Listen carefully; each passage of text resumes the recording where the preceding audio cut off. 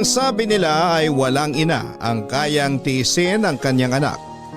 Simula sa pag-aalaga nito ng 9 na buwan sa kanyang sinapupunan hanggang sa araw na ito ay isilang.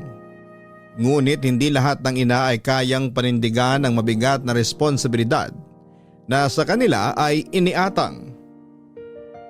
Ikaw, kailan mo masasabing kumpleto ang iyong buhay kung hindi mo naranasan ang alaga at kalinga ng isang ina? Ang pagiging magulang araw ang isa sa mga pinakamabigat na responsibilidad ng isang tao. Dahil dito ay masusubok ang ating kakayahan pagdating sa pag-aaruga at pagpapalaki ng mga anak. Bukod sa pagsilang ng isang ina sa kanyang anak, pagtatrabaho ng ama para lamang may maipakain sa kanyang pamilya, ay susukatin din ito kung ano nga ba tayo bilang isang magulang. Kapag sinabing magulang ay responsibilidad nating ibigay ang pagmamahal, kalinga at lahat ng bagay na kailangan ng ating mga anak. Mula sa pagkain, damit, tirahan at edukasyon. Pero bukod doon ay responsibilidad nating mahalin at alagaan ang ating mga anak hanggang sa kaya na nila tayong tumayo sa sarili nilang mga paa. Hindi sapat na maibigay lamang natin ang mga pangunahing bagay na kailangan nila. Bagkus ay tungkulin din natin na sila ay mahalin at kalingain upang mahubog bilang isang mabuting tao. Dahil aminin man natin o sa hindi ay nasa magulang ang tamang pagpapalaki sa mga anak. Hindi naman porke naalagaan natin sila nung sanggol pa lamang sila, napapakain, napag-aaral at nabibilhan ng mga material na bagay, ay gano'n na lamang yon at hindi na natin sila kailangang mahalin at kalingain. Pero nakakalungkot man sabihin ay sadyang may mga irresponsableng magulang o ina na nag-aanak lang ay tila ba natapos na ang kanilang responsibilidad bilang isang magulang. Lalo pa at maaga silang nagkaroon ng anak at hindi pa handa sa responsibilidad bilang isang magulang. Katulad na lamang ng kwentong ibabahagi sa atin ngayong araw ni Rain, na bagamat hindi naramdaman ang pagmamahal at kalinga ng isang ina, ay kailanman hindi siya nakaramdam ng pangungulila. Dahil ang mga bagay na hindi na iparamdam at nagawa ng kanyang ina, para sa kanya ay pinunan ng kanyang pinakamamahal na ate. Gusto mo na bang makarelate sa kanya? Alamin natin yan sa kwento ng pag-ibig, buhay at pag-asa sa nangungunang Barangay Love Stories. Dear Papa Dudut, magandang araw po sa inyo at sa mga loyal kabarangay na nakikinig ngayon. Itago niyo na lamang po ako sa pangalang Rain. 29 years old at kasalukuyang nakatira sa Tayuman, Binangonan, dito sa Rizal. Nais ko lang po sanang ibahagi sa inyo ang kwento kung paanong nakamit ko ang aking mga pangarap sa kabila ng kawalan ng sapat na gabay mula sa aking ina. Sumulat din ako dahil gusto kong ibahagi at ipakilala sa inyong lahat ang nag-iisang bayani ng buhay ko. Matagal ko na po itong gustong isulat pero ngayon lamang ako nagkaroon ng lakas ng loob na sariwain lahat ng masasakit na pinagdaanan namin ng aking ate at kung paano siya naghirap para lamang maibigay sa akin ang mga bagay na hindi nagawang ibigay sa amin ng aming ina. Papadudot, pangatlo po ako sa aming 6 na magkakapatid at ako ang nag-iisang lalaki. Hindi rin po lingid sa aking kaalaman na iba-iba kami ng ama. Ang kwento kasi sa amin ng tiyahin namin noon ay para lang daw nagpapalit ng damit kung magpalit ng lalaki si mama. Nung una ay wala lang yon sa akin. Pero noong magkaisip ako ay hindi ko na rin naiwasang mapaisip kung bakit nga ba ganon si mama. Bukod sa akin ay may sama din ng loob sa kanya si Ate Rina, ang panganay sa aming magkakapatid. Masama ang loob nito kay mama dahil piniling iwan ni mama ang iba naming mga kapatid sa kani-kanilang ama lalo pa at wala itong kakayahan para buhayin kaming lahat. At dahil nga sa maagang nabuntis si mama kay Ate Rina ay hindi pa raw ito sawa sa pagkadalaga. Panay lakwat siya din po ito kasama ng mga barkada habang kami naman ni ate noon ay naiiwan sa bahay nang wala man lang pagkain. 4 na taon po ako noon, Papa Dudut, at dumedede pa ako noon sa bote. Kaya naman si Ate Rina ay kinakapala ng mukha na humingi ng makakain sa kapitbahay. At asukal na rin para kahit papaano ay may madede ako. Kahit na musmus pa lamang ako noon ay natatandaan ko pa ang ibang parte ng kamusmusan ko at kung paano ako naging saksi sa lahat ng paghihirap ni ate para lamang makaraos kami sa pang-araw-araw na wala ang mama namin. Bukod nga sa paghingi ni ate ng makakain at madedede ko sa kapitbahay, ay si ate ang tanging nag-alaga sa akin. Simula sa pagpapaligo sa akin, paglilinis kapag nadumihan ako, pagpapakain at paglalaban na rin ng mga damit namin. Sa edad niyang 10 years old ay siya na ang tumayo bilang nanay ko. Lahat ng responsibilidad na dapat ay si mama ang gumagawa ay si Ate Rina ang gumagawa nun.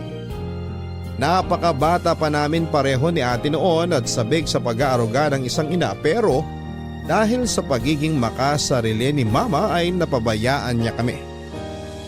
Habang si ate ay nagpapakahirap noon para lamang alagaan ako. At kulang na lang ay manlimos sa ibang tao para lamang hindi kami magutom ay nagpapakasarap naman si mama sa buhay. At dahil naaawa na rin sa amin ang mga kapitbahay namin ay minsan nagbibigay sila sa amin ng pagkain kahit na hindi naman kami humihingi. Isang beses pa nga ay tinanong pa nila kami kung paano kami nagagawang pabayaan ni mama. Pero kahit kaming dalawa ni ate ay hindi namin alam ang sagot sa tanong na yon. Papa Dudut, dumating nga kami sa point na wala na talaga kaming makain at naubos na rin ang mga pagkain na ibinibigay sa amin ng kapitbahay namin. Wala rin noong araw na yon ang kapitbahay namin dahil umalis at hindi namin alam kung kailan sila babalik. Kaya naman naisipan ni ate na puntahan si Tita Mabel na kapatid at ate ni mama para makahingi raw kami ng pagkain o kaya ay pera na panggastos man lang. Lalo pa at nag-aaral din noon si ate ng elementary ng grade 5 at kasama niya ako kapag pumapasok siya. Ang kwento sa akin ni ate ay hindi naman daw ako pasaway kaya ayos lang na isama niya ako sa school at may permiso naman daw sila mula sa principal ng eskwelahan. Awang-awa nga noon sa kanya ang mga teacher niya kaya naman may iilan sa kanila na inaabutan kami ng mga bisket o tinapay at sa akin naman ay gatas. May isa pa nga na nagbibigay sa amin ng 3 kilong bigas. Naisipan nga rin nila noon na mag-report sa social welfare tungkol sa kalagayan namin pero ayaw namin dahil sinabi nilang kukunin daw nila kami. Sinabi lang ni ate noon na babalik naman daw si mama pero kailangan itong lumayo dahil nagtatrabaho ito. Wala rin namang nagawa noon ng mga teachers at hinayaan na lamang kami. Pero paminsan-minsan naman ay inaabutan kami ng mga pagkain. Tanghaling tapat noon, Papa Dudut, at tirik na tirik ang araw nang pasanin ako ni Ate Rina sa kanyang likod at sinimulang lakarin ang dapat papunta kila Tita Mabel. Wala kaming kapera-pera noon kaya naman nagtiyaga si ate na maglakad habang pasan ako sa kanyang likod sa ilalim ng napakainit na araw. Malayo-layo ang bahay ni Tita Mabel dahil taga-Angono pa ito. Kaya naman mahaba-habang lakaran ang ginawa ni ate. Ang naaalala ko noon, Papa Dudut, ay basang-basa kami ng pawis at si ate naman ay hingal na hingal sa paglalakad. Kaya naman kapag nangalay siya ay ibababa niya ako. At pareho kaming maglalakad pero kapag napagod ako ay papasanin niya ulit ako. Umiyak pa nga ako noon dahil uhaw na ako.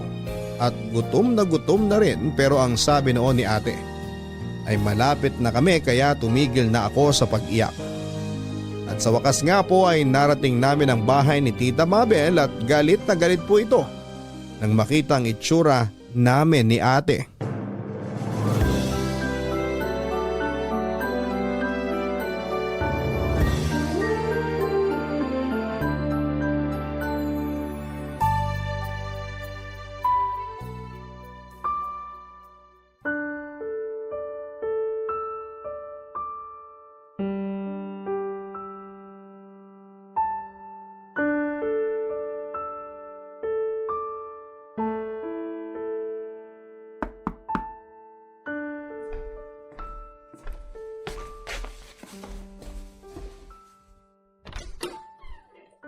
O Rina, Rain, asan ang nanay nyo?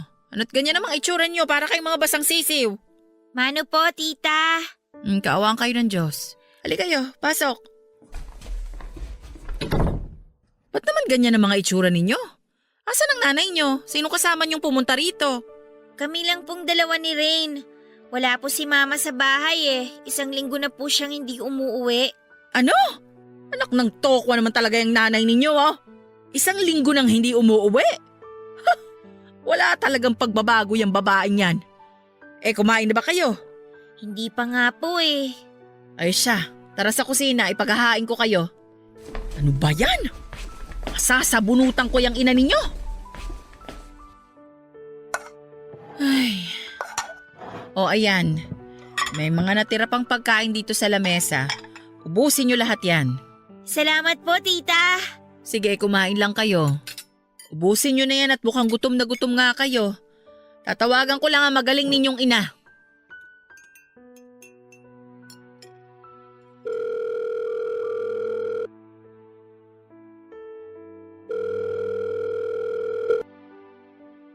Hello, te. Lintik ka! Nasaan ka? 1 linggo ka na palang hindi umuuwi. Ha? Sino nagsabi? Andito sa bahay yung mga anak mo. Sino? Di si Rina at si Rain. Sino pa ba? Anong ginagawa nila dyan? Ano sa tingin mo? Natiis mong di umuwi ng 1 linggo? Hindi mo man lang naisip kung may kinakain ba yung mga anak mo? Nanay ka na, lakwatsera ka pa rin. Nasa out of town na trabaho ko, te. Tsaka… Sinungaling! May pa-out of town ka pang nalalaman. Wala ka namang alam na trabaho. Alam ko yung estilo mo na yan, Malin. Anong akala mo sa akin, Mangmang? Grabe ka naman magsalita, te. Sa may trabaho ako. Bakit? Porque ba hindi ako nakapagtapos ng pag-aaral, hindi na ako makakahanap ng trabaho? Magdahan-dahan ka naman sa pananalita mo sa akin. At talagang paninindigan mong pagsisinungaling mo, ha? Wala akong pakialam kung anong tinapos mo. Pero kilala kitang batugan kaya imposibleng maghanap ka ng trabaho. O ano? Nasaan ka ba talaga? Kung ayaw mo maniwala, di wag. Hoy, wag mo ko pinagtataasan ng boses! Nagtatanong ka tapos hindi ka naman maniniwala. Sinungaling ka kasi! Malaman ko lang talaga na may bagong lalaki ka na naman, kakalbuhin kita! Anak-anak ka ng marami tapos pababayaan mo lang? Anong klase kang ina? Sumusobra ka na, te, ha? Abay talagang sumusobra ako at ikaw namumuro ka na! Umuwi ka ngayon din at sunduin mo ang mga anak mo rito! Kapag hindi ka pa umuwi, ipapahanap kita kung nasaang lupalop ka man! Napakawalang kwenta mo! Ay nako, kumukulo ang dugo ko sa nanay ninyo. Pasensya na't kailangan nyo pang marinig ang pinag-usapan namin. Okay lang po. Kumain kayo ng marami. Padadalang ko kayo ng mga biskwit at gatas mamaya bago kayo umuwi. Salamat po. Hindi pa ba nagsasalita itong si Rain?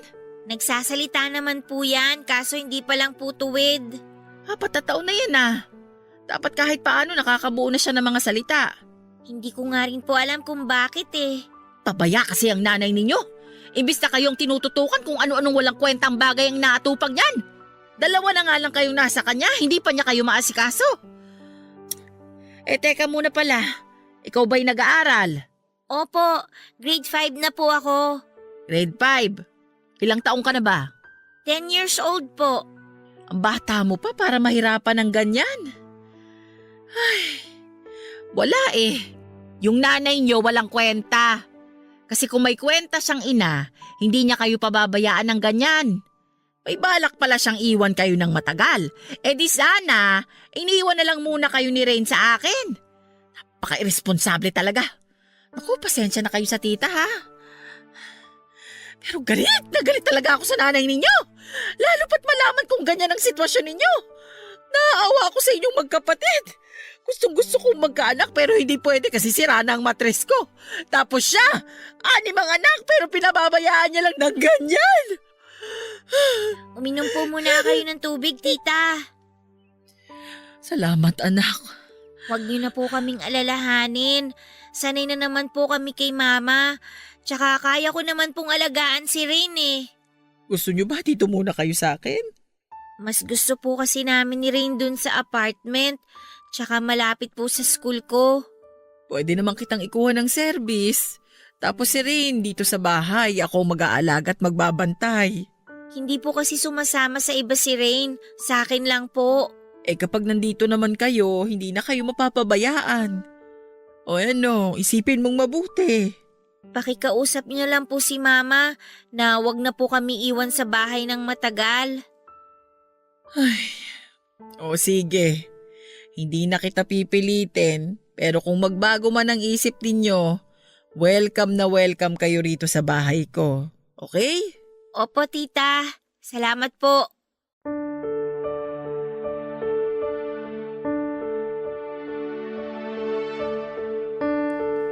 Papadudot dahil nga sa musmus pa lamang ako noon ay hindi ko pa gaanong naiintindihan ang mga pinag-uusapan nila. Ang tanging naiintindihan ko lang ng mga oras na yon ay ang uhaw at ang gutom ko. Nagtaka pa ako nang makita kong umiiyak si tita pero dahil nga sa hindi pa ako gaanong marunong magsalita ay hindi ko man lang nagawang bumigkas ng kahit na anong salita. Nanatili lamang akong tahimik habang kumakain. Si Ate Rina naman ay kain din ng kain na para bang hinahabol. Pero maya't maya naman ay tumitingin sa akin at tinatanong kung gusto ko pa na kumain. Tango lang ang tanging sagot ko sa kanya. Sa kanya ako binigyan ng pagkain na nasa mesa. Nakita ko pa noon na naglagay si tita ng mga biskwit at pakete ng gatas sa plastic na inabot kay ate. Maya-maya nga ay may narinig kaming katok sa gate kaya dali-daling lumabas si tita. At dahil nga sa mga bata pa kami noon at mausisa sa lahat ng bagay, ay kinarga ko ni ate at sumunod din siya kay tita. Nakita namin si mama na nakatayo sa labas ng gate pero bago pa man siya makapasok ay nasampal na siya ni tita. At nagkasagutan pa bago kami inakay ni mama pauwi. Nang makauwi kami sa bahay ay pinagpapalo ni mama si ate sa puwet kaya naman grabe ang iyak nito. Napaiyak na rin ako noon dahil nakikita ko siya na umiiyak. Galit na galit noon si mama kung bakit daw naisipan pa ni ate na magpunta kay Tita Mabel. Tuloy ay napahamak siya. Nagsusori na noon si ate pero wala pa ring tigil sa pagpalo si mama sa kanya. Habang ako naman ay walang magawa kundi ang panoorin lamang siya na nasasaktan. Nang tila mahimasmasan si mama ay nagbili nito kay ate na huwag na nitong ulitin ang ginawa dahil masasaktan lang daw siya ulit. At baka hindi lang daw yon ang abutin niya sa susunod. Tanging tango at paghikbi lamang ang naging sagot ni ate kay mama. Pagkatapos noon ay umalis na ulit si mama at hindi namin alam kung kailan ulit siya babalik. Nang mapalingon ako kay ate ay panay pa rin ang hikbi at singhot niya. Basang-basang buong mukha niya at puro na rin sipon papadudot. Nang mapansin niyang nakatingin ako sa kanya, ay pinunasan niya ang mukha niya gamit ang damit niya saka ngumiti sa akin at sinabing okay lang si ate. Sa paglipas nga ng panahon ay walang naging pagbabago kay mama. Maliban na lamang sa nag-iwan na siya ng pera kay Ate Rina na halagang 500 pesos para kung sakali man daw na hindi siya makauwi ng 1 linggo ay may pangkain kami.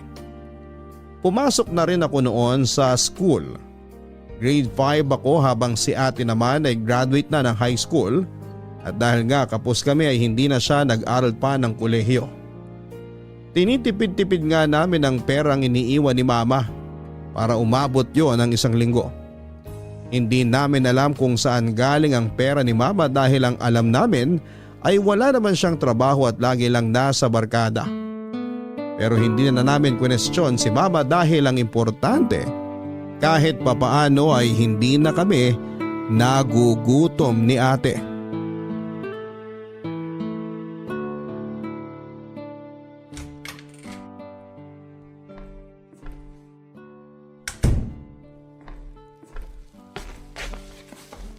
Oh, nakabili ka na ba ng ulam?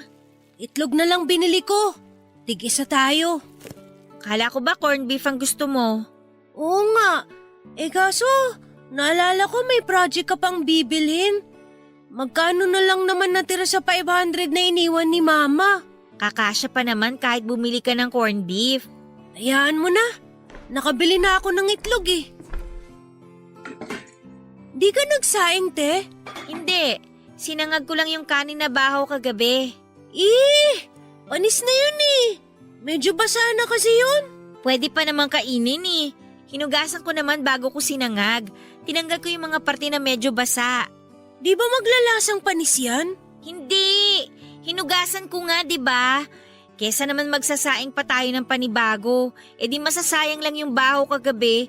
Huwag ka mag-alala, hindi naman kita pakakainin ng sirang pagkain. Alam ko. Kaya nga, kesa magreklamo ka dyan, maglabas ka na ng pinggan at kutsara natin. Luto na tong sinangag. Piprito ko na lang yung itlog. Ate, Ano yun? di ka ba napapagod sa pag-aasikaso sa akin tsaka dito sa bahay? Ikaw ang nagluluto, naglilinis, naglalaban ng mga damit natin. Napapagod, syempre. Anong magagawa ko? Ako ang ate eh. Di naman natin pwedeng asahan si Mama kasi lagi naman siyang wala dito. Ba't kaya ganun si Mama?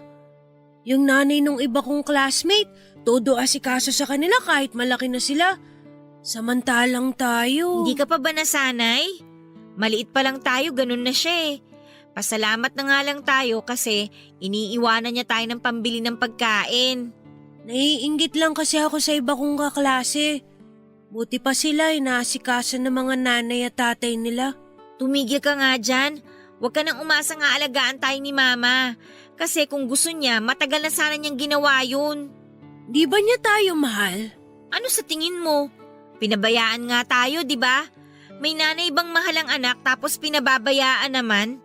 Malay mo, hindi naman kasi niya tayo iniwan sa mga tatay natin.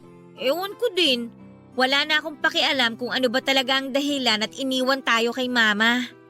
Basta itanim mo lang lagi sa isip mo na hindi mo kailangan mainggit sa mga kaklase mo dahil lang may mga nanay silang nag-aalaga sa kanila.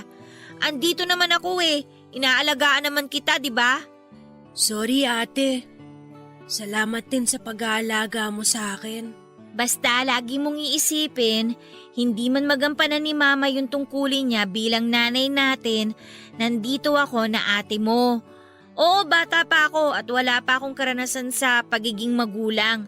Nakahanda naman akong punan ng mga pagkukulang ni Mama at pinapangako ko na gagawin ko ang lahat para sa'yo. Salamat ate. Pangako ko rin na hindi na ako magpapasaway o magiging makulit. Tutulong na ako sa mga gawaing bahay. Hindi ka nga marunong magugas ng pinggan eh. Hindi ka rin marunong magsaing o kaya magprito. Paano ka tutulong sa mga gawaing bahay? Di turuan mo ko. Ikaw naman kasi. Inaangkin mo lahat ng gawaing bahay. Siyempre, ako ang ate. Ako dapat ang gagawa ng lahat. Hindi rin. Dapat bigyan mo ako ng trabaho. Hati tayo para hindi ka rin masyado napapagod. Ayaw mo nun. Pareho tayong pagod. Baliw ka na naman. Kumain na nga tayo. Kanina pa tayo daldalan ng daldalan dito. Lumalamig na tuloy yung pagkain. Tumigas na nga yung sinangag eh. Hindi na masarap. Huwag ka na magreklamo. Buti nga may nakakain pa tayo eh. Di naman ako nagrereklamo. Biro lang yun. Maiba tayo. Wala ka bang assignment? Meron pero tapos na. Ginawa ko na kanina sa room. Nangopya ako sa kaklase ko. Si kopya ka talaga eh, no? May natututunan ka pa ba? Meron. Nung akala mo sa akin. Ay nako, mag-aral ka ng mabuti ha, para makatapos ka ng pag-aaral. Tapos makakahanap ka ng magandang trabaho. Tapos hindi na tayo mahihirapan. Sabi naman ni Tita Mabel, pwede naman tayo sa bahay niya, di ba? Oo nga. Pero nakakahiya kasi kung magpapaalalay na tayo sa kanya. Kahit naman tita natin yun at mabait yun, nakakahiya pa rin. May nanay naman tayo, may tirahan tayo, tapos sisiksik tayo sa bahay ni tita. Siya naman may sabi. Kahit na, huwag ka na kasing kumontra. Kesa naman nahihirapan tayo ng ganito. Hanggang mamaya ba natin pagtatalunan to? Pag sinabi kong ako ang bahala, ako ang bahala. Papadudot, hindi na nga ako nakipagtalo pa kay ate ng mga oras na yon. Dahil mas sa haba lang talaga ang usapan namin at natakot din ako na baka mapalo niya ako sa puwet. Kapag matigas kasi ang ulo ko ay napapalo ako ni ate. Kahit malaki na ako pero hindi naman ganon kasakit. Ayaw ko lang talaga na makita siyang magalit sa akin dahil mas sanay ako na mabait lamang siya at kalmado. Aminado naman ako na may pagkamakulit talaga ako, kaya naman madalas ay napapagalitan ako ni ate at kapag sobra nga akong pasaway ay napapalo niya ako. Pero kahit na ganoon ay hindi ako nainis o nagalit kay ate dahil mas lamang ang pagpaparamdam niya sa akin ng pagmamahal at pag-aalaga. Yung tipong kahit pagod sa pag-aasikaso sa akin at sa bahay ay lalabhan niya kaagad ang uniform na hinubad ko dahil 2 pares na uniform lang ang meron ako. Pagkatapos maglaba ay magluluto naman siya samantalang ako naman ay nanonood lamang sa kanya. Ayaw kasi niya akong pagawain ng mga trabaho sa bahay dahil ang lagi niyang katuwiran ay siya ang ate at responsibilidad niya yon. Ugali rin ni ate na kapag trabaho niya ay ayaw niyang pinakikialamanan o tinutulungan siya. Ang lagi lang niyang sinasabi sa akin ay mag-focus lamang daw ako sa pag-aaral at siya na ang bahala sa lahat. Lumipas nga ang ilang taon ay tanging si ate ang nagtaguyod sa aming dalawa. Lalo pa nung halos naging madalang na ang pagbibigay ng pera sa amin ni mama. Pinipilit pa rin kami noon ni tita na sa kanya tumira pero tumanggi na naman si ate dahil ayaw niya raw na maging pabigat kami sa ibang tao kaya hindi na rin nangulit si tita. Pero minsan ay dumadalaw siya sa amin at nagdadala ng mga bigas. Minsan naman ay mga ulam. Pero naisip ni ate na hindi raw sa lahat ng oras ay may tumutulong sa amin. Kaya naman naghahanap siya ng pwedeng mapasukan na trabaho. Halos lahat na yata ay sinubukan niya at swerte namang nagtagal siya sa isang karinderya bilang tagahugas ng pinggan. Walang day off si ate sa trabaho niya kaya naman wala siyang pahinga. Pero bago siya umalis ng bahay sa umaga ay sinisigurado niyang may makakain ako kasi sa karinderya naman siya kumakain. Libre naman daw kasi ang pagkain niya doon.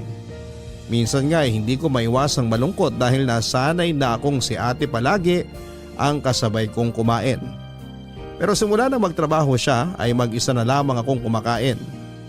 8:00 ng gabi na rin siya nakakauwi pero lagi siyang may bitbit na isang supot ng kanin at ulam para sa akin. Dahil nga sa pagiging madiskarte ni ate ay nakaraos kami sa pang-araw-araw naming pagkain. Baon ko sa school at nakakabayad siya ng renta sa apartment namin. Sa kuryente at tubig naman ay kada 2 buwan siya akong magbayad at hindi rin naman ganong kalaki ang bill dahil nagtitipid naman kami. Si mama naman ay halos bilang na lamang sa daliri kung umuwi ng bahay at hindi namin alam kung saan ba siya naglalagi. Pakiramdam ko nga ay kami na lang dalawa ni ate ang magkasama sa buhay. Dahil hindi ko naman ramdam ang presensya ni mama sa buhay namin. Isang beses nga ay naitanong ko sa sarili ko kung bakit may mga inang kagaya ni mama. Pero wala naman akong mahanap na sagot. Hindi ko rin maiwasang maisip kung kumusta na nga ba ang iba naming kapatid. Pero syempre hindi ko rin alam ang sagot. Naging ganon nga ang setup namin ni ate hanggang mag 2nd year college ako. Dapat ay 3rd year na ako ng mga panahong yon. Pero dahil sa sunod-sunod na problema namin ay napilitan si ate na patigilin muna ako sa pag-aaral ng 1 taon kahit na sobrang labag sa kalooban niya. Pero nakahanap din naman siya ng panibagong trabaho. At maswerte siyang natanggap sa isang gasoline station na napag-applyan niya at pinagpatuloy ko ulit ang pag-aaral ko. At si Ate Rina nga ang nagtiyaga at nagpakahirap na ibigay ang lahat ng pangangailangan ko. Pagkain, mga gamit sa school at pambili ng mga projects. Habang si Mama naman ay tamang pasarap lang noon sa buhay at hindi namin mahagilap. Dahil sa nakikita kong hirap ni ate ay nahihiya na ako sa kanya minsan na magsabi lalo na kung may mga kailangan ako sa school dahil napaka-unfair lang na nag-aaral ako habang siya naman ay nagtatrabaho para mapag-aral ako. Isinakripisyo niya ang sarili niyang pangarap para lamang matupad ko ang sa akin. Hindi ko naman alam kung paano ko siya matutulungan dahil kahit sa mga gawaing bahay ay ayaw niya akong payagan. Kahit na ang paglalaba at pagpaplansya ng uniform ko. Isang beses nga ay napagalitan niya ako dahil lang sa hindi ko nagawa ang isang assignment ko dahil sa naging busy ako sa paglilinis ng bahay. Nagalit siya ng husto dahil hindi raw siya nagpapakahirap na magtrabaho para lang daw makalimutan kong gumawa ng assignment. Gusto kong sabihin sa kanya na gusto ko lang naman makatulong kahit papaano pero pinangunahan ako ng kaba dahil sa tagal na panahon ay noong ko lang ulit siyang nakitang nagalit ng husto. Simula nga noon ay hindi ko na inulit pa ang ginawa ko sa takot na mapagalitan na naman niya ako, Papa Dudut. Papa Dudut, awang-awa na ako noon kay ate dahil lahat ng responsibilidad ni Mama sa amin ay inako na niya. May mga panahon nga na madalas na siyang magkasakit dahil sa sobrang pagod. Pero ang tanging nagagawa ko na lamang ay ang alagaan siya kapag nagkakasakit siya. May mga araw naman na sumasaglit si Mama sa bahay pero hindi man lang niya kami naalalang kumustahin. Para bang boarding house ang tingin niya sa bahay na kung kailan lang niya gustong umuwi ay doon lamang siya uuwi. Ni hindi rin siya nagabalang alamin kung ano nga ba ang lagay namin. Kung nakakapag-aral ba kami o kaya naman ay kumakain pa. Tila ba invisible lamang kami kay Mama dahil para lamang kaming hangin na dinadaan-daanan niya lamang.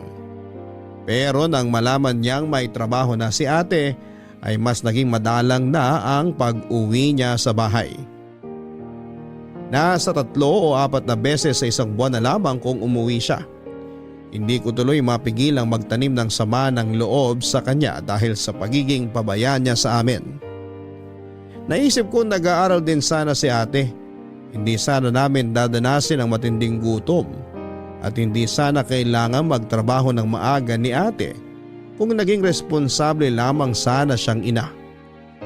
Inuudyukan na nga kami ng mga kapitbahay namin na iwan na lamang namin si Mama at kay tita na lamang tumira.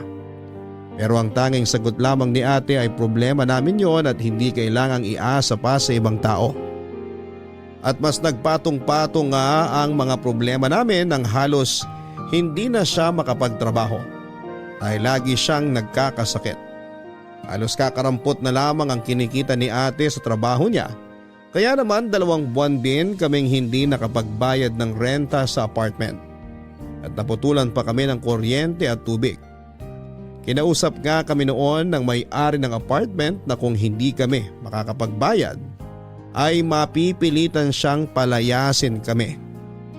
Sa dami ng problemang pinapasa ni ate ay hindi na niya alam kung paano niya yon malulutas. Kaya naman naghanap pa siya ng ibang sideline bukod sa trabaho niya sa gasolinahan. Kung ano-anong sideline na nga ang pinasukan niya at isa na doon ay ang pagpopromote ng kape sa mga bahay-bahay. Halos hindi na nga kami nagkikita sa bahay dahil 12:00 na ng hating gabi siya kung umuwi, Papa Dudut.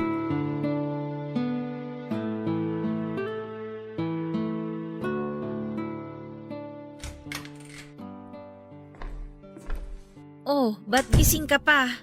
Inaantay kasi kita eh. Anong oras na oh? Inintay mo pa talaga ako? Alam mo namang hating gabi na ang uwi ko eh. Nag-aalala lang ako kasi sobrang late ka na umuwi. Ganun talaga. Ang layo ng site na pinupuntahan namin lagi eh. Swerte na lang kung tiyempong malapit dito sa atin ang location. Sa susunod, huwag mo na akong hintayin ha. Maaga ang pasok mo bukas, kaya dapat maaga kang natutulog. Hindi magandang nagpupuyat ka. Baka pagpasok mo bukas, tulog ka sa classroom nyo. Grabe naman. Kahit naman inaantok ako, di ako natutulog sa classroom. Takot ko na lang sa teacher kung masungit, no? Siguraduhin mo lang, Rain ha. Hindi ako nagpapakakuba sa pagtatrabaho para lang gumanyang-ganyan ka. Oo na. Kumain ka na ba? Oo, pero kanina pang 7:00 yun eh. Bakit, may pagkain pa ba? Oo, meron. Tiniran kita ng dinuguan. Ay, tamang-tama, nagugutom na ako. Sige, diyan ka muna. Kunin ko lang yung kandila sa sala para makakain ka ng maayos. Bumili ka ba ng katol? Daming lamok eh. Ginamit ko na yung isa sa kwarto. Magsisindi ba ako dito sa kusina? Hindi na. Saglit lang naman akong kakain. Ikaw ba, ayaw mo bang kumain ulit? Di naman ako nagugutom. Sige, kumain ka lang dyan. O bakit titig na titig ka sa akin? Wala lang. Naisip ko lang, ano na kayo nangyari sa akin kung wala ka? Buti na lang hindi ka kagaya ni Mama. Ay, kapatid kita. Sa tingin mo ba pababayaan kita? Tayo na nga lang dalawang magkasama eh. Noon wala akong nagawa nung ipamigay ni Mama yung mga kapatid natin. Bata pa ako noon eh. Ano bang kaya kong gawin? Pero ngayon, hindi na ako papayag na wala pa rin akong gagawin. Kahit sa'yo man lang, magampanan kong tungkulin ko bilang ate mo. Kung hindi ko pa magagawa to ng tama, ano pang silbi ng pagiging panganay ko? Sobra-sobra na nga tong ginagawa mo para sa akin eh. Sinakripisyo mo pag-aaral mo para lang maituloy ko yung sa akin. Kaya nga wag mong sayangin ang sakripisyong ginawa ko para sa'yo, para sa kinabukasan mo. Salamat ate.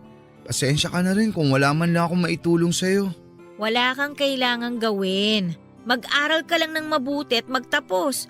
Yun na ang magandang bagay na magagawa mo para sa akin. Di ba gusto mo maging piloto? Oo, gusto ko. At pag nangyari yun, dadaling kita sa iba't ibang lugar.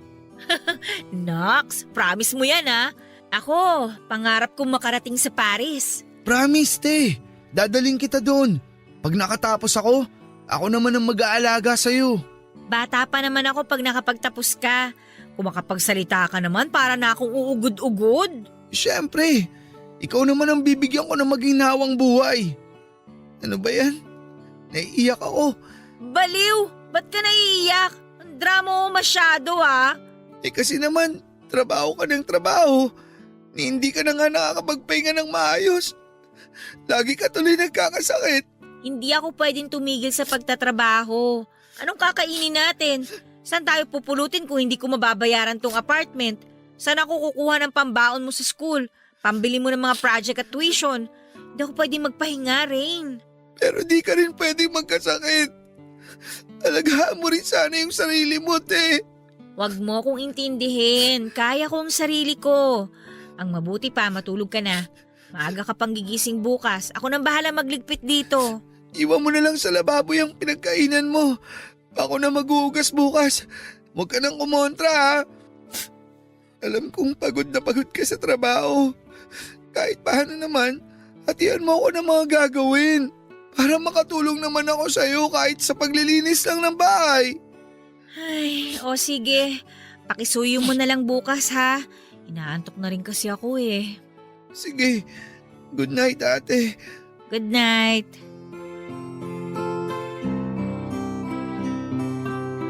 Papadudot maaga kong nagising kinabukasan kahit napuyat ako. Bala ko kasi sanang magtimpla ng kape pero as usual ay nauna namang nagising si ate. Naabutan ko nga siyang nagpiprito ng itlog para daw almusal namin. Halos wala nang tulog si ate dahil sa pagtatrabaho at nangangayayat na rin siya. Sinabihan ko nga siya na bumili ng vitamins niya para kahit papaano ay may panlaban siya sa sakit. Kaso'y matigas talaga ang ulo niya at sinabing aksaya lamang daw yon sa pera. Minsan nga ay naiisip kong tumigil na lamang sa pag-aaral at tulungan na lamang si ate sa pagtatrabaho, pero at the end of the day, maiisip ko rin na hindi matutuwa si ate kapag nalaman niyang plano kong tumigil sa pag-aaral. Lalo pa nga at ang dami na niyang isinakripisyo para igapang ang pag-aaral ko at hindi ko siya dapat biguin. Matapos nga na magalmusal noon ay nagpaalam na ako kay ate na papasok na ako at binigyan niya ako ng 100 pesos na baon. Sakto na yon para sa pagkain at pamasahe ko. Hindi naman ako matalino, Papa Dudut, pero masipag akong mag-aral. Kahit nga wala akong baon ay pumapasok ako dahil ayaw kong biguin si ate sa pangarap niya para sa akin. Balang araw ay sisiguraduhin ko na masusuklihan ko lahat ng sakripisyo niya. Siya ang itinuring kong inspirasyon sa lahat ng ginagawa ko. Kinatanghalian nga ng araw na yon, Papa Dudut, pag uwi ko galing sa school ay naabutan ko si ate na nakahiga sa may sofa namin sa sala at parang nanginginig. Tatayo sana siya nang makita niya ako, pero agad akong lumapit sa kanya.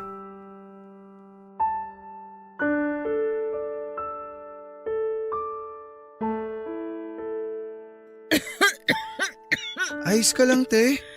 Ewan ko ba? Kanina pa masama yung pakiramdam ko eh. Sobrang init mo ah. Teka, kukuha lang ako ng bimpo at tubig. Wag na. Anong wag na? Ang taas ng lagnat mo oh. Mawawala din to. Kailangan ko lang sigurong magpahinga. Pwede ba, te? Bawas-bawasan mo naman katigasan ng ulo mo. Akala mo ba di ako nag-aalala sa'yo pag nagkakasakit ka? Napapadalas na yung pagkakasakit mo. Pahinga lang to. Okay na ako. Ewan ko sa'yo, te. Hintayin mo ako at huwag kang tatayo dyan. Kukuha lang ako ng pamunas sa'yo para bumaba yung lagnat mo. Sabing wag na eh. Di pwede. Sobrang taas ng lagnat mo. Nanginginig ka na nga oh. May tubig pa ba sa drum? Wala na. Sinaid ko na lang yung konting tubig doon. Kailangan ko na palang mag-igib. Sinabi nang huwag kang tatayo eh. May ka lang dyan. Ako na mag-iigib mamaya. Mabibigatan ka lang. Malaki na ako, te. Kaya ko na magigib ng tubig. Kahit isang beses, makinig ka naman muna sa akin. Ay, kumain ka na ba? Hindi pa. Wala akong gana eh. Ikukuha kita ng pagkain. Kailangan mong kumain para makainom ka ng gamot. Diyan ka lang. At huwag mong tatanggalin yung bimpo mo sa noo. Saglit lang ako.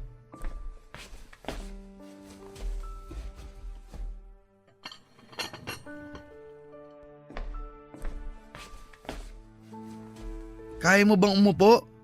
Para makakain ka. Ayokong kumain. Hindi pwede. Paano ka makakainom ng gamot kung di ka kakain? Wala nga akong gana.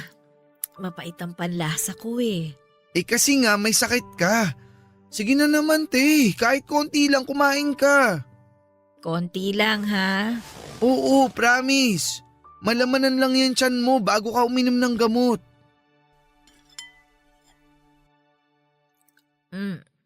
Ayoko na. Nakakaisang subo ka pa lang eh. Dagdagan mo pa. Ayoko na nga. Bakit ba ang kulit mo? Kumain na nga ako ng konti, di ba? Isa ayoko na nga kumain eh. Wala nga akong gana. Kailangan mo ba talagang sumigaw? Ang kulit mo kasi. Nag-aalala lang naman ako sa'yo, kaya pinipilit kitang kumain. Masama ba na mag-alala ako sa ate kung may sakit? Akala mo ba di ako nahihirapan pag nakikita kitang ganyan? Hindi ko alam kung ano bang pwede kong maging pakinabang sa'yo. Bukod sa alagaan ka pag may sakit ka. Gusto kitang tulungan sa abot ng makakaya ko. Pero lahat sinasarili mo eh. Puro ka okay lang ako, kaya ko naman. Sabi mo magkapatid tayo. Di ba dapat ang magkapatid nagtutulungan? Sorry, Rain. Sorry. Nahihirapan ako pag nakikita kitang nahihirapan. Gusto kitang tulungan, pero di ko alam kung paano. Kaya nga ang pag-aalaga na lang sa'yo pag may sakit ka ang naiisip ko. Para kahit paano may silbi naman ako sa'yo. Sorry. Hindi ko sinasadya sigawan ka. Nabigla lang ako. Sorry. Nakakainis lang kasi ate. Bakit kailangang suluin mo lahat ng hirap? Kung nahihirapan ka na, magsabi ka sa akin. Sabi mo nga, tayong dalawa na lang magkasama. Ni wala na ang pakialam sa atin si mama eh. Pinabayaan niya na talaga tayo. Sorry. Hindi ko alam na ganyan na palang nararamdaman mo. Paano mo malalaman? Masyado ka nakapokus sa pagtatrabaho. Naiintindihan kong ginagawa mo lahat para sa akin. Pero magtira ka naman ng para sa sarili mo, ate. Sa tingin mo ba matutuwa akong tanggapin lahat ng sakripisyo mo para sa akin? Kung kapalit naman nun, yung pagpapabaya mo sa sarili mo, ikaw na lang ang meron ako. Huwag naman sana, pero paano kung magkasakit ka ng malala dahil sa ginagawa mo? Paano na ako? Shh! Ano ka ba? Hindi mangyayari yun. Huwag kang mag-isip ng ganyan. Hindi ka iiwan ni ate. Yakap mo nga si ate.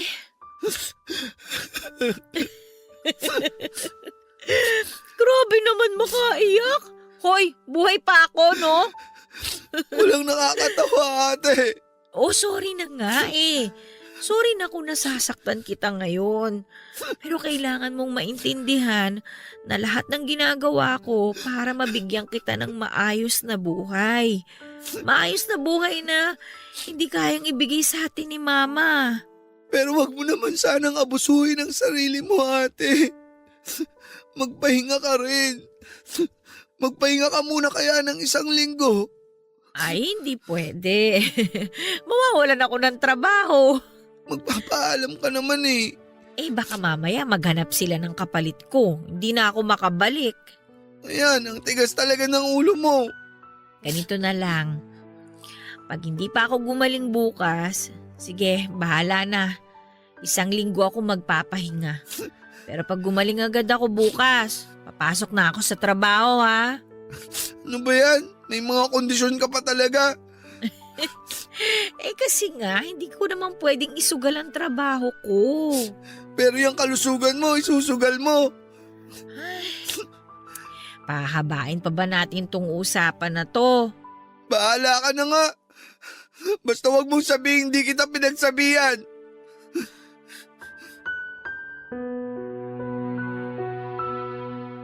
Papa Dudut, wala na nga akong nagawa dahil masyado talagang matigas ang ulo ni ate. Lalo pa at buo na ang pasya niya. Kaya nga kahit tutol ako sa kondisyon niya ay pumayag na lamang ako. Nagdarasal na lamang ako noon sa Diyos na bigyan niya ng lakas si ate at huwag hayaang magkasakit. Dahil sa totoo lang ay awang-awa na ako sa pinagdadaanan ni ate.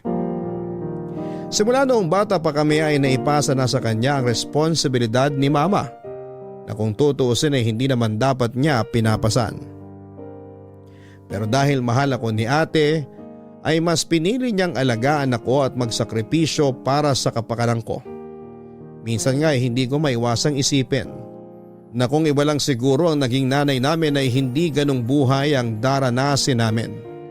Malamang sa malamang ay mapagmahal at maalagang ina siguro ang meron kami.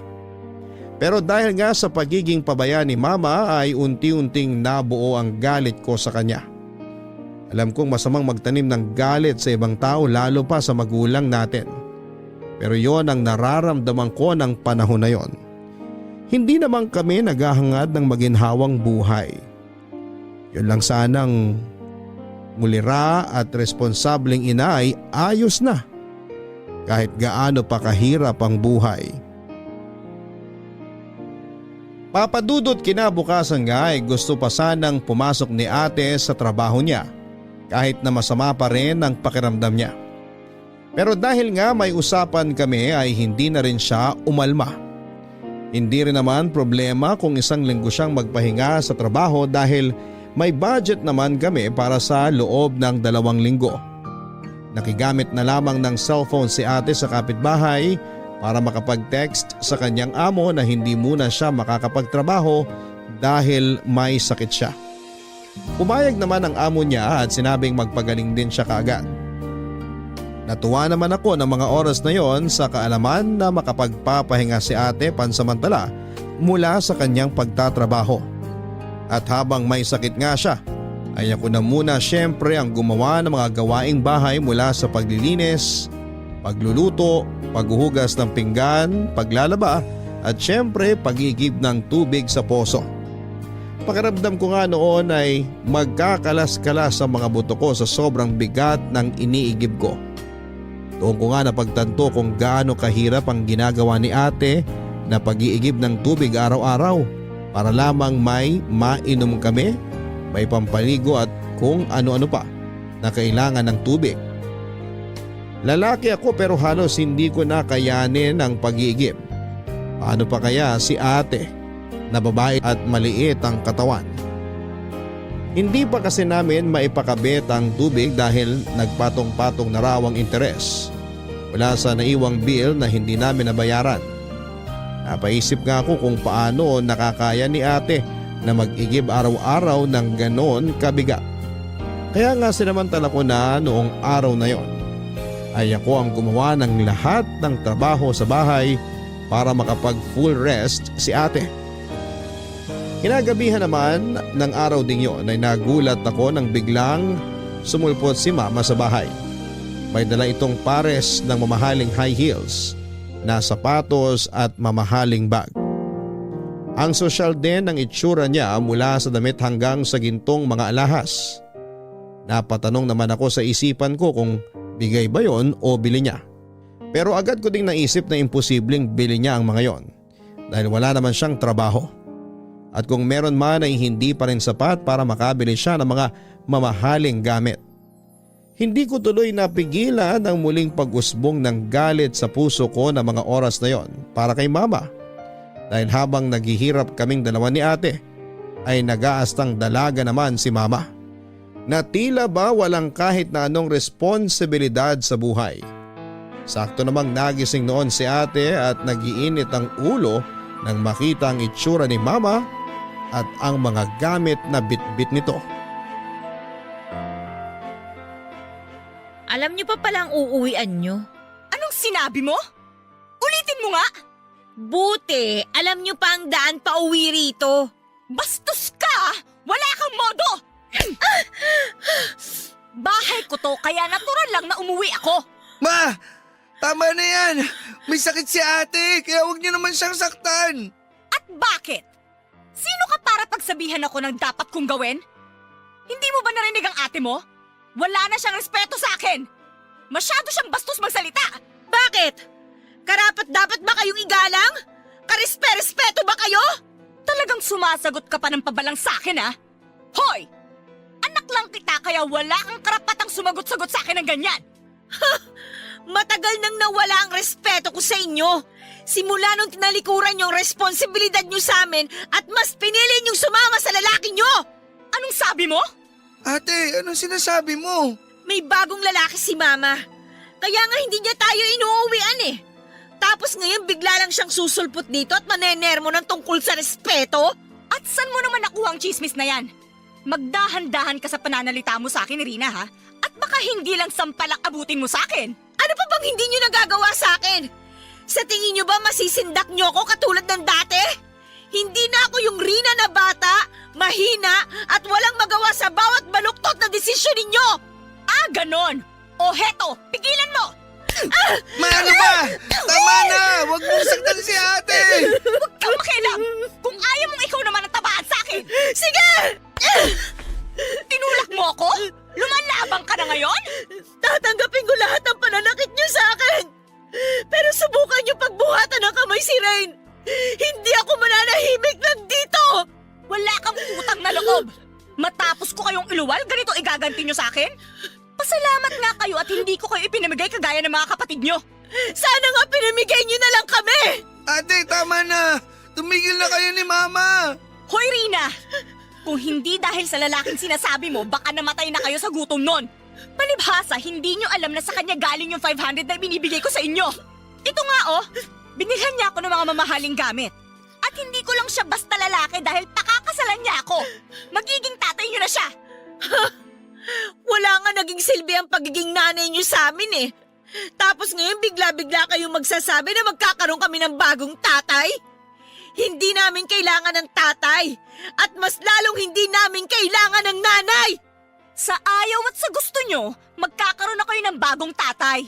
At hindi nyo mababago ang katotohanan ako ang nanay nyo. Kaya matuto kayo rumispeto! Ma, pwede ba? Ayos na kami ni ate na kaming dalawa lang. Saka ikaw lang naman nakikinabang sa mga desisyon mo eh. Hindi naman kami kasali sa mga plano mo. Dahil kung may pakialam ka sa aming mga anak mo, di mo kami pababayaan. Uunahin mo lagi ang kapakanan namin. Hindi yung puro sarili nyo lang. Aba, tinuruan ka ba ng ate mo na sumagot sa akin ng ganyan, ha? Hindi, ma. Matagal na ako may sama ng loob sa inyo dahil pinabayaan nyo kami. Si ate ang umako sa lahat ng responsibilidad na ikaw ang dapat gumagawa.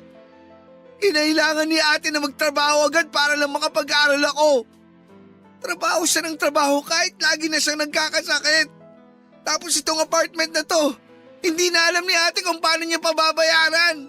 Palalayasin na nga kami dito pag di pa kami nakapagbayad sa susunod na buwan eh.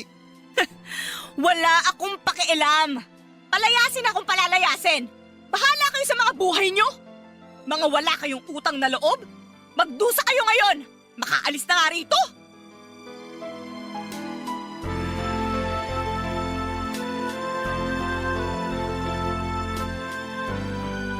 Papadudot matapos nga po ng pagtatalo namin nila mama ay umalis na naman siya at paniguradong bumalik siya sa bago niyang kinakasama. Lalo lamang nadagdagan ang galit ko sa kanya dahil sa naging pakikitungo niya sa amin. Oo, alam kong may mali si ate dahil sa ginawa niyang pagsagot-sagot kay mama. Pero higit kanino man ay ako ang nakakaalam kung saan nga ba nanggaling si ate at dahil nga sa hindi ko na rin masikmura ang ginawa sa amin ni mama ay nagpasya na akong humingi ng tulong noon kay Tita Mabel. Ikinuwento ko nga sa kanya ang lahat na nangyari at galit na galit ito sa mga nalaman. Dahil nga doon ay sinabihan kami ni tita na umalis na lamang sa apartment at sa kanya na lamang kami tumira. Nung una ay ayaw pa talaga ni ate pero kalaunan ay nakumbinsi din namin siya dahil sa pagiging mapilit ni tita. Ayon pa nga kay tita ay hindi naman daw kami magiging pabigat sa kanya dahil gusto talaga niya nang makakasama sa bahay lalo pa at mag-isa lamang siya. At hindi naman daw kami ibang tao sa kanya. Sinubukan naman ni tita na tawagan si mama sa number nito pero hindi na niya ito makontak dahil mukhang nagpalit na daw ito ng number. Lumipas nga ang maiksing panahon, papadudot, simula nang makaalis kami sa apartment na dati naming tinitirhan. Ayun na rin ang huling pagkakataon na nakita at nakausap namin si mama. Hindi man lang siya nag-abalang dalawin kami o kumustahin man lang. Lalo pa at alam naman niyang wala kaming ibang mapupuntahan bukod kay tita. Siguro'y natakot din siya na masermonan na naman ni tita o wala na talaga siyang pakialam sa aming dalawa ni ate. Naging maayos naman ang pagtira namin sa bahay ni tita at tinutulungan ko siya sa mga gawaing bahay.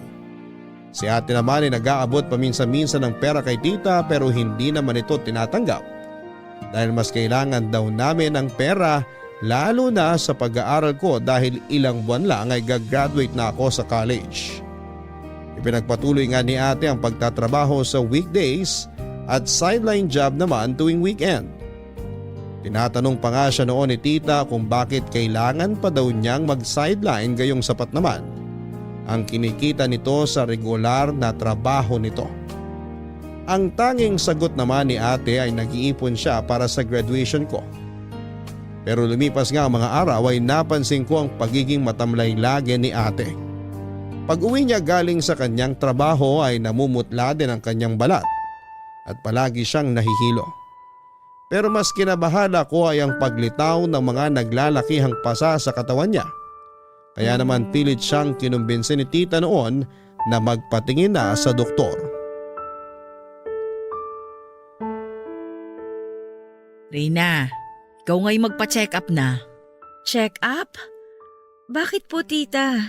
Ay anong bakit? Tignan mo nga ang itsura mo sa salamin. Namumutlat, nangangalumata ka na. Tapos ang dami pang lumilitaw na mga pasa sa katawan mo. Baka low blood lang po ako. Hindi eh. Baka mamaya kung ano na yan. Ayos lang po ako, tita. Sobrang pagod lang po talaga sa trabaho. Tsaka madalas po kasi ako mabunggo kung saan-saan kaya eto nagkakapasa po ako. Pero imposible namang ganyang kalaki ang pasa mo kung nabunggo ka lang. Ako'y wag mong niloloko. Magpa-check up ka na habang maaga pa. Tama si tita. Wala namang mawawala kung magpapatingin ka sa doktor. Para lang at least alam natin kung anong nangyayari sa katawan mo. Ayos nga lang ako, wala lang to. Anong wala lang? Lagi ka na lang matamlay, nahihilo. Tapos ayan, may mga pasa ka pa sa katawan. Huwag mo sanang hintayin na lumala pa yung nangyayari sa'yo bago ka magpatingin sa doktor. Tama ang kapatid mo. Kung ano man ang nangyayari sa'yo, mabuti nang maagapan natin. Aksaya lang naman po kasi sa pera yun eh. Wala naman pong libreng konsultasyon sa mga ospital. Huwag mong inaalala ang gastos. Ang alalahanin mo, yung kalusugan mo. Tingin mo ba makakapagtrabaho ka pa kung lalala yan? Akala ko ba gusto mo pang makapagtapos ng pag-aaral ang kapatid mo? Siyempre, gusto ko po. Kaya nga po ako nagsisikap sa pagtatrabaho eh. Tsaka ilang buwan na lang naman po graduation na niya. Ayun na nga eh. Ilang buwan na lang gagraduate na siya. Kaya hindi ko alam kung bakit kailangan mo pang magdoble ng trabaho. Nakaraos naman na kayo sa mga gastusin niya sa school. Gusto ko po makapag-celebrate siya ng graduation niya. Isa pa, kapag gumraduate siya, hindi naman siya agad-agad makakapagtrabaho. Siyempre kailangan kong paghandaan ang mga gastusin niya kapag lumuwas siya para mag-apply. Pati na rin sa pag-aasikaso ng requirements niya para sa trabaho. Kaya ho ako nagsisikap para mangyari po lahat ng pangarap ko para sa kapatid ko. Andun na tayo. Pero hindi pagsisikap ang nakikita ko sa Rina. Pang-aabuso na sa katawan ang ginagawa mo. Sapat naman ang kinikita mo sa trabaho mo kaya hindi mo na kailangan mag-sideline. Sabihin mo nga, kinakapos ba tayo sa pera? Nagugutom ba kayo? Ay hindi po, pero kailangan ko nga po kasing mag-ipon. Kasi hindi ibig sabihin na graduate na siya, wala na siyang gagastusin. Makakapag-ipon ka naman nang hindi mo inaabuso ang sarili mo. Hindi ko nga pinakikialaman ang kinikita mo dahil alam kong nag-iipon ka. Pero sana, huwag mo rin kalimutan ang sarili mo. Paano ka pa makakapagtrabaho kung magkakaroon ka naman ng mas malalang sakit? Nakakapagpahinga pa naman po ako, tita. Pero kailangan ko po magdoble kayod. Kasi magkano lang naman po ba kinikita ko? Alam niyo naman pong high school lang nga natapos ko. Kaya hirap din po ako makahanap ng mas magandang trabaho. Iha, pwede naman kitang tulungan sa pagpapaaral sa kapatid mo at sa mga kakailanganin niya sa pag-a-apply. Ano pang silbi ko bilang tiyahin niyo kung hindi ko naman tutulungan ng mga pamangkin ko? Ayoko naman po na masyado kaming dumipende ni Rain sa inyo. Hindi ko naman po maaatim na makihati pa doon sa kinikita ng maliit na paupahan ninyo, tita. Inyo na po yun. Yun na nga lang po ang inaasahan nyo buwan-buwan eh. Aba, malaking tulong yun. Sapat para masuportahan ang pang-araw-araw na pangangailangan natin. Kahit nga hindi ka na magtrabaho ayos lang. Hindi naman po ako papayag na hindi ako magtatrabaho. Kailangan ko pong tustusan ang mga kailangan ni Rain. Sinabi ko na ngang ako na ang bahala. O kaya kung gusto mo, tumigil ka muna pansamantala sa pagtatrabaho hanggang sa makarecover ka man lang. Kailangan mo muna kasing magpahinga. Hindi na magandang kalagayan ng kalusugan mo. Pasensya na po, tita. At saka salamat din po sa pag-aalala ninyo. Pero kailangan ko lang po talagang isecure ang kinabukasan ng kapatid ko. Dahil hindi naman po habang buhay malakas ang pangangatawan ko. Inihahanda ko lang po yung mga kailangan kung sakali man po na mawala ako. Sus Mariosep kang bata ka. Ano ba naman yung sinasabi mo? Maghunos dili ka nga. Kinikilabutan ako sa'yo Hindi magandang biro yan, te. Hindi na lang ako mag-aaral kung kapalit naman nun ang kalusugan mo. Tumigil ka nga. Hindi ako nagpapakahirap magtrabaho para lang sayangin mo ang pagod ko, ha? Nangako ka sa akin na magtatapos ka ng pag-aaral. Di na kasi tama, ate. Tingin mo ba matutuwa ako na nagkakasakit ka para sa akin? Alam kong mahal na mahal mo ko. At mahal din kita, ate. Kaya ayoko nahihirapan ka ng ganyan. Pwede naman ako mag-part-time job para tustusan ng mga pangangailangan ko eh. Hindi pwede! Paano ka makaka-focus sa pag-aaral kung sasabayan mo ng trabaho? Minamaliit mo ba ang kakayahan ko na pag-aralin ka? Graduating ka na rin! Mas ngayon mo dapat tutukan ang pag-aaral mo! Ayan ka na naman eh. Minamasama mo na lang lagi yung pag-aalala ko sa'yo. Para kasing ganun ang dating sa akin eh. Oo, maliit lang ang kinikita ko. Pero alam ko kakayahan ko. Hindi naman yun ang ibig sabihin ng kapatid mo. Nag-aalala lang naman sa'yo si Ren. Sa tingin mo ba makakapag-focus siya ngayon sa pag-aaral niya kung ganyan ka naman? Mag-aalala at mag-aalala sa'yo ang kapatid mo. Huwag niyo na lang po akong intindihin. Katawan ko naman po to eh. Alam ko kung ano nangyayari sa akin. Ako ang unang makakaramdam kung may kakaiba sa katawan ko. Ay naku kang bata ka. Sigurado ka ba naayos ka lang? Opo, pagod lang po to. Pag nakapagpahinga na po ako, magiging okay na ako. Yung mga pasako na to, ilang araw lang mawawala na rin po to. Siya sige. Basta kapag may naramdaman kang hindi maganda sa katawan mo, magsabi ka kaagad sa amin. Huwag mong intindihin ang pampacheck up, ako nang bahala. Opo tita, salamat po. Ay nako, kasalanan talaga to ng nanay niyo eh. Napakawalang kwenta niyang ina. Kung hindi niya sana kayo pinabayaan, di sana hindi niyo dinaranas ang ganitong buhay. Hindi mo sana kailangan magtrabaho ng maaga para lang mabuhay kayo.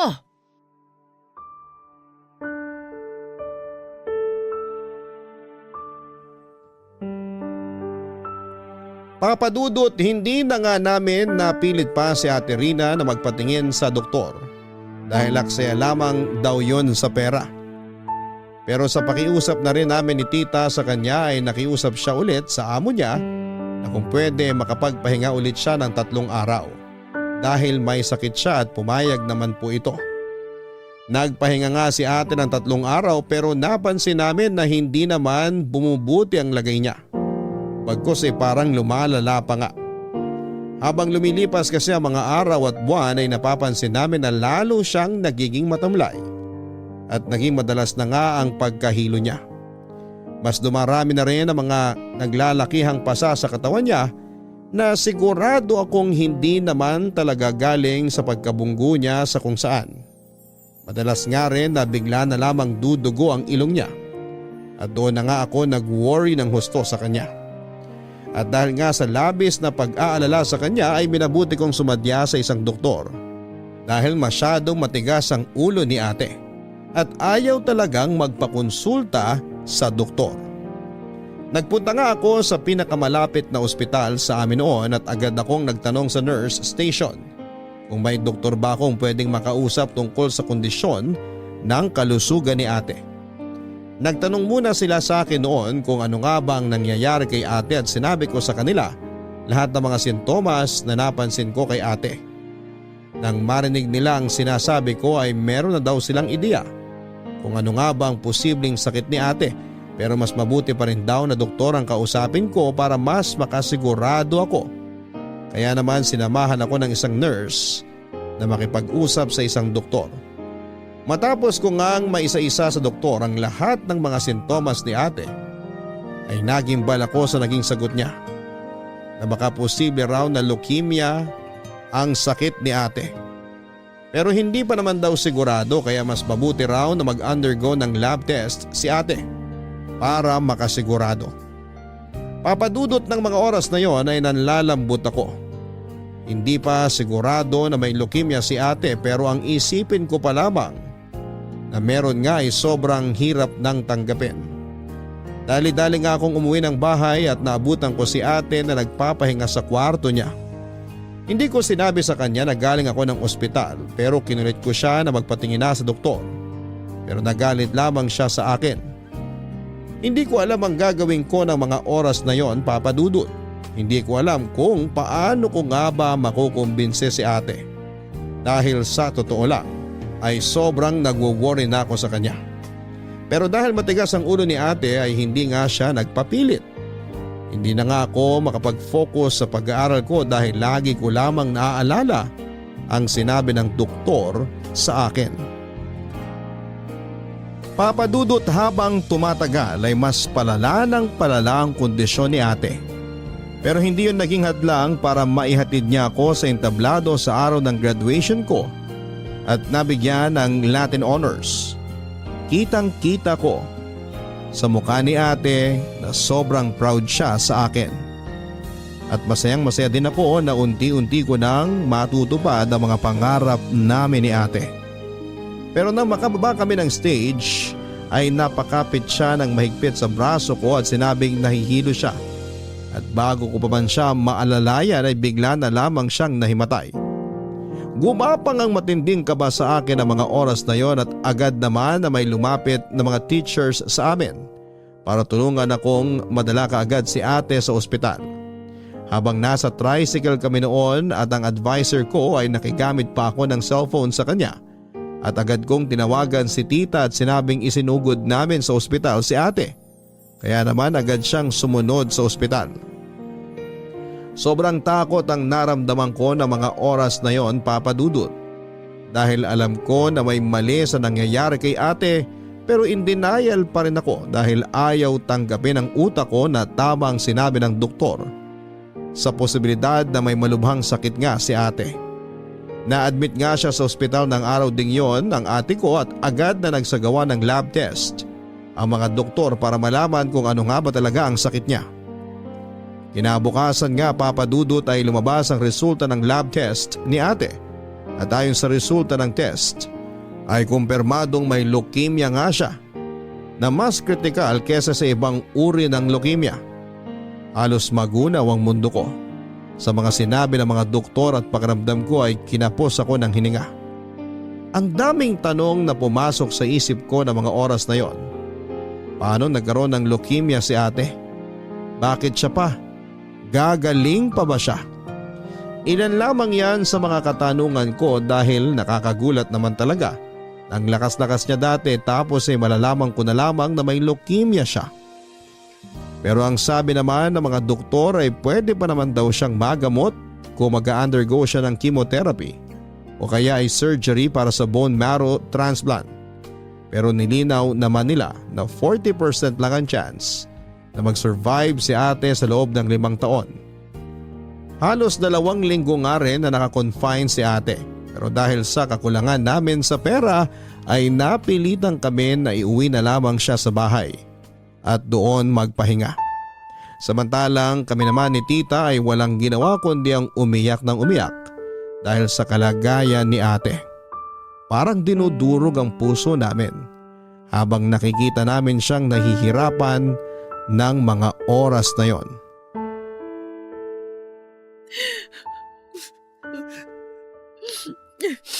Pasensya ka na, anak.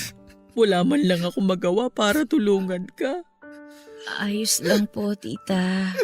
Ang sakit-sakit na nakikita ka namin ganyan.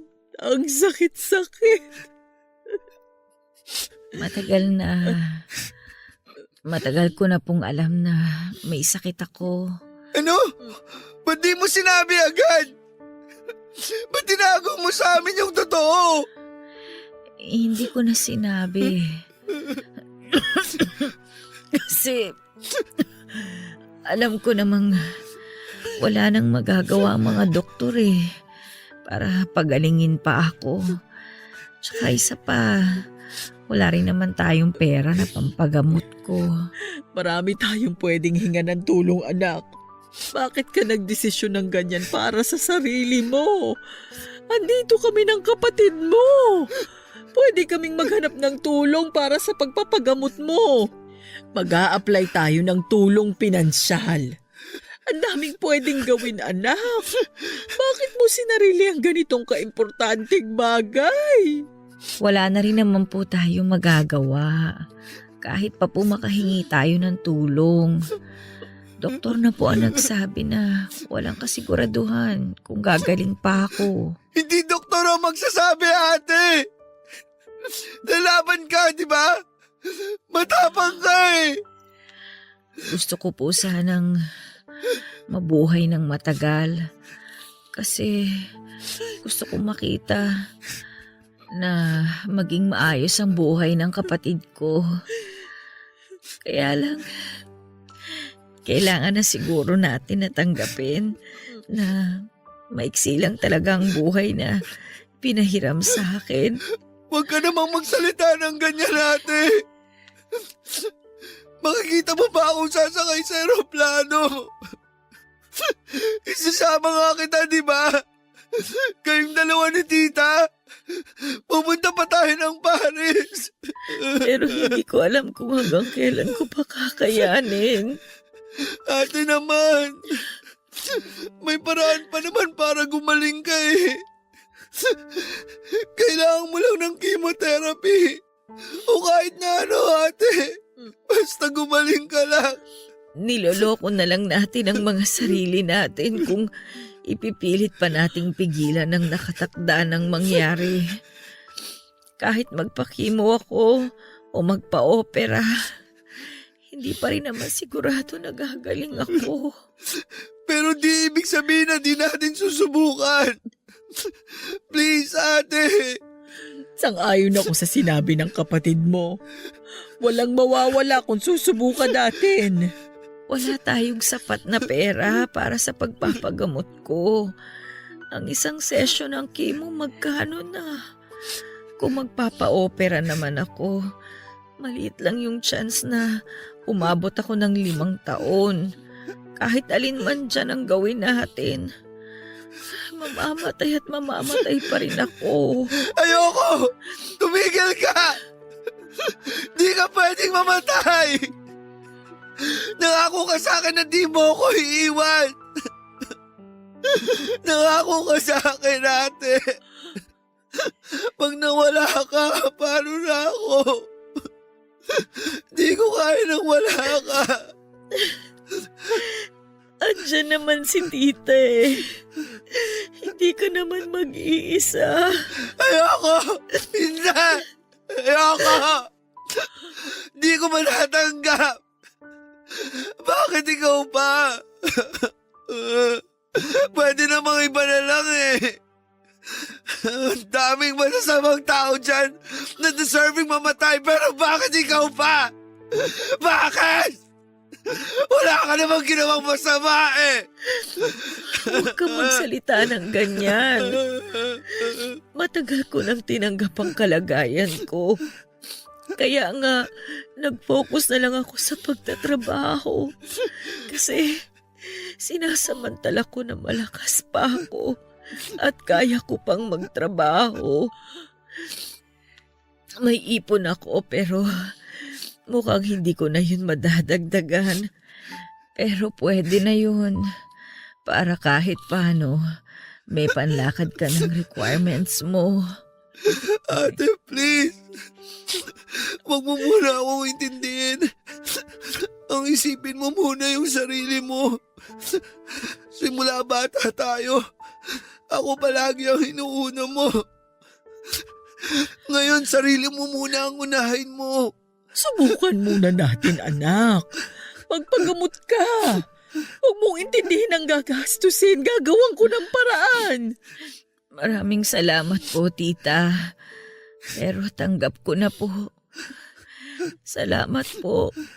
Kasi palagi kayong nandyan para sa amin ni Rain. Hindi niyo po kami pinabayaan.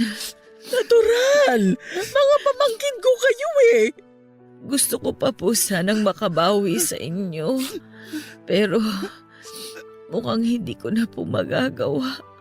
Hindi anak, hindi mo kailangan bumawi sa akin. Pamilya tayo at ang pamilya nagtutulungan. Kaya pakiusap, hayaan mong tulungan ka namin ng kapatid mo. Ate, please. Kung pwede ko lang sanang kunin na lang ang sakit mo, gagawin ko. Di ko kayang nakakita kang nahihirapan. Mas lalong hindi ko kaya na ikaw ang mahirapan. Basta, ipangako mo sa akin na kahit anong mangyari, magiging piloto ka. Di ko naman magagawa yun kung wala ka eh. Ano pang silbi ng pagiging piloto ko kung hindi naman kita kasama? Ano bang silbi ng mga pangarap ko? Kung wala na yung taong pag-aalayan ko ng mga tagumpay ko. Kahit naman wala na ako, mananatili lang ako sa tabi mo. Hanggat nandyan ako sa puso mo, hindi ako mawawala. Yan ang lagi mong tatandaan. Pangako mo sa akin, tutuparin mo lahat ng mga pangarap ko para sa'yo. Yun lang, maligaya na ako. Pangako, ate.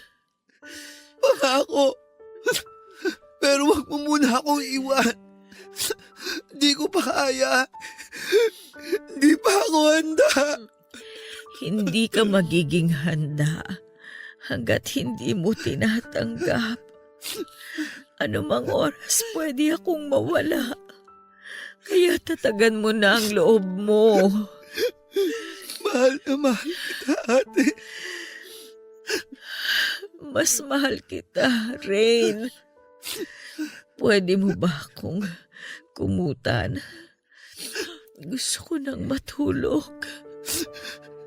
Ate. Matutulog lang ako, ha? Hindi pa ako mamamatay. Okay. Sige na. Matulog ka na. Babantayan lang kita dito.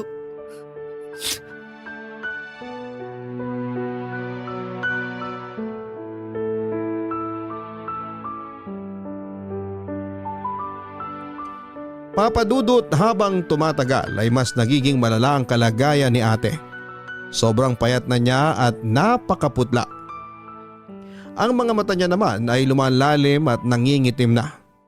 Wala na kaming ibang nagawa, papadudot ni tita, kundi ang samahan na lamang siyang magdamag at bantayan habang unti-unti siyang ginugupo ng sakit niya.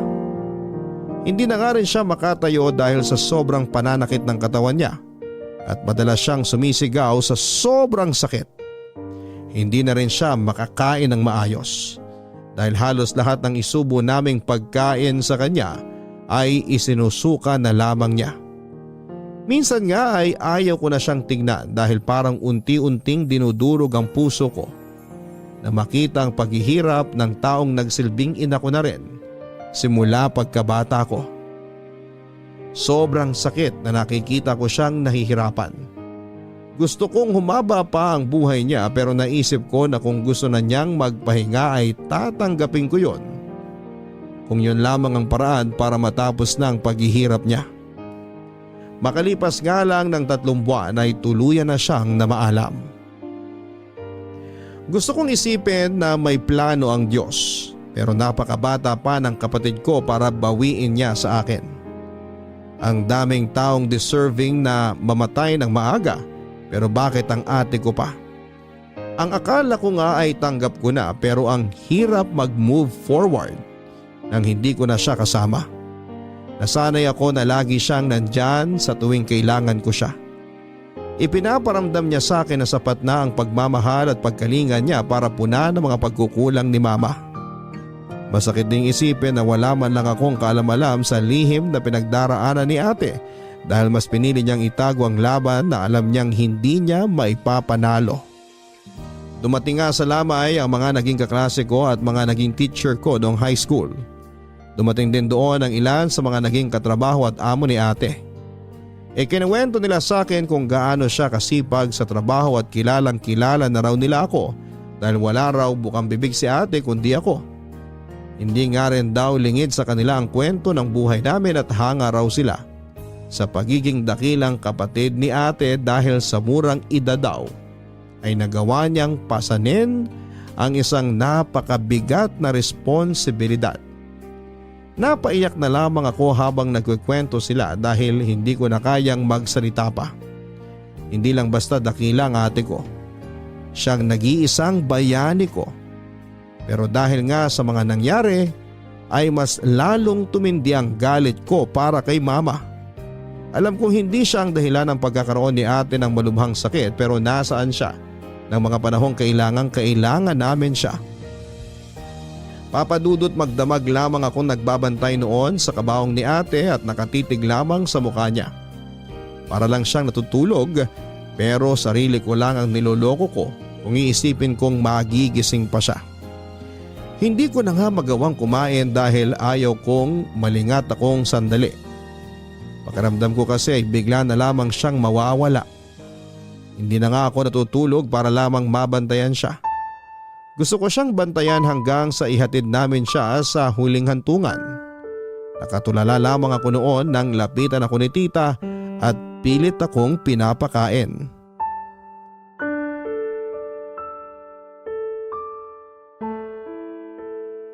O Rain, kumain ka muna. 3 araw ka nang hindi kumakain, baka ikaw naman ang magkasakit niyan. Di po ako nagugutom. Alam kong masakit para sa iyo na mawala ang ate mo.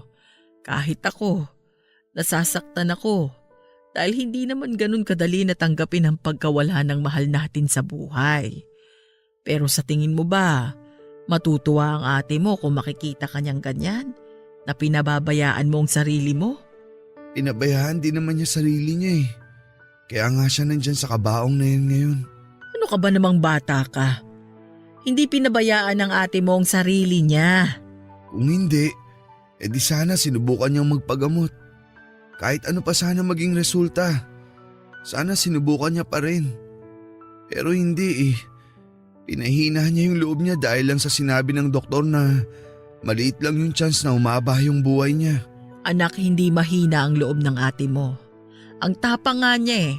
Kasi sa kabila ng kagustuhan niyang mabuhay pa ng matagal, hinarap niya ang katotohanan na hanggang doon na lang ang kaya niya. Tinanggap niya na bilang na lang ang oras niya sa mundong ito. Sino ba namang taong gustong mamatay ng maaga? Alam ko paulit-ulit na ako, tita. Pero napaka-unfair. Mabuting tao ang ate ko. Napakahirap tanggapin na kung sino pa yung mabubuting tao. Sila pa yung kinukuha ng maaga. Ang dami ko pang pangarap sa buhay na gusto kong matupad kasama siya eh. Gusto kong makita niya ang tagumpay ko na nabunga ng lahat ng sakripisyo niya. Nakalimutan mo na bang sinabi ng ate mo sa'yo? Hindi ba't sinabi niya na lagi lang siyang nasa tabi mo? Hanggat nandyan siya sa puso mo, hindi siya mawawala. Hindi ko naman po nakakalimutan yun. Rain, Malin? Anong ginagawa niyo rito? nabalitaan ko yung nangyari. Gusto ko lang sanang makita ang ate mo. Makita?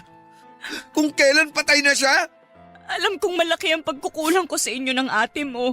Sana hayaan niyo Alam akong... mo naman pala. Ba't nagpunta ka pa dito? Gusto ko lang makita ang ate mo.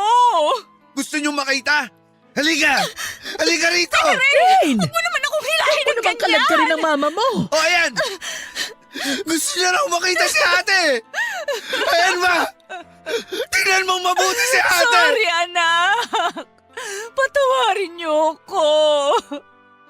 Nagsisisi ako sa mga nagawa ko sa inyo. Nagsisisi ako na napabayaan ko kayo. Sorry! Ganun na lang yun. Ba't di na lang kayo bumalik kung saan man kayo nagtatago? Ngayon nakita niyo na si ate. Makakalis na kayo. Hayaan niyo muna akong humingi ng tawad sa kanya. Parang awa niyo na. Tingin niyo ba maririnig niya pa kayo?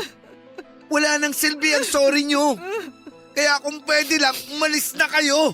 Sandali lang naman, anak. Huwag niyo akong matawag-tawag na anak. Dahil wala akong ibang kinikilalang ina.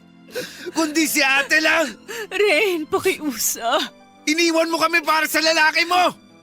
Pinabayaan mo kami maghirap. Lalo na si ate. Siya ang sumalo sa lahat ng responsibilidad mo. Kaya kung sa tingin mo, sorry lang ang sagot sa lahat, pues sorry. Hindi ko matatanggap ang sorry mo. At sigurado akong hindi ka rin mapapatawad ni ate. Anak naman. Parang awa mo na. Narinig niyo naman ako, di ba? Huwag niyo akong matawag-tawag na anak. Wala akong nanay na irresponsable at makasarili kagaya mo. Narinig mo si Ren. Umalis ka na. Kahit ito man lang, ibigay mo na sa kanila. Irespeto mo sana ang burol ng anak mo.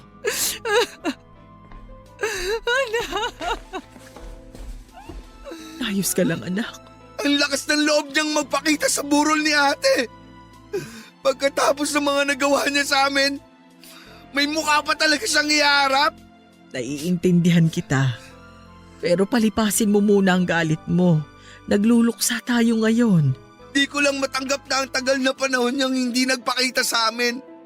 Tapos ngayon may gana siyang magpakita sa burol ni ate. Kung nabubuhay lang siguro si ate, hindi naman siya magpapakita dito. Tama na. Ang mabuti pa, kumain ka na muna. Ayoko po. Masalo lang po ako na wala ng ganang kumain. Ay, kahit sana tinapay lang, kumain ka. Mamaya po. Magpapagutom lang po ako. Babantayan ko na muna si ate dito. Ikaw ang bahala. Basta sabihin mo sa akin pag nagutom ka.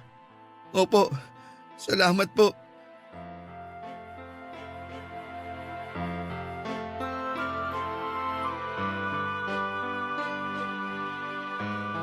Papadudot sari-saring emosyon ang naramdaman ko nang makita ko ulit si Mama. Pero mas nangibabaw pa rin ang galit ko para sa kanya. Ang akala ko kasi ay ayos na ako at natanggap ko nang iniwan niya kami ni ate. Pero akala ko lamang pala yon dahil noong makita ko siya ay nag-flashback ulit sa akin ang lahat.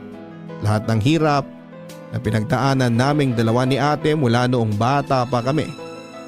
Alam kong masamang magtanim ng galit pero sabi nga nila ay time heal all wounds.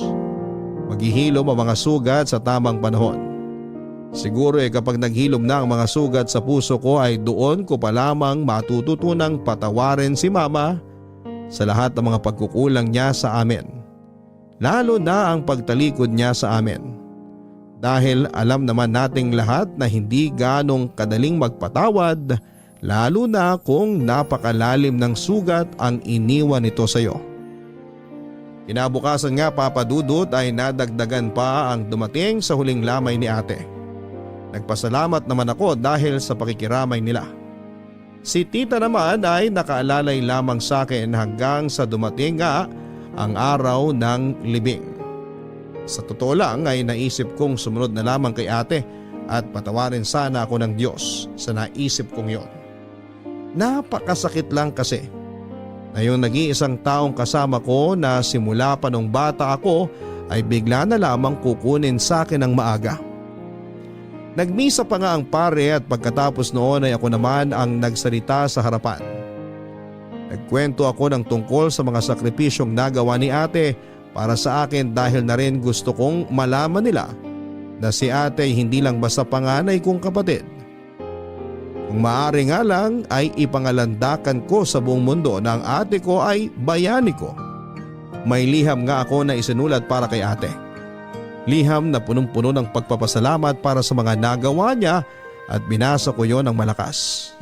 Sobrang proud ako na sabihin sa maraming tao na ang ate ko ay napakabait at responsableng kapatid na kahit kailan ay hindi ako pinabayaan.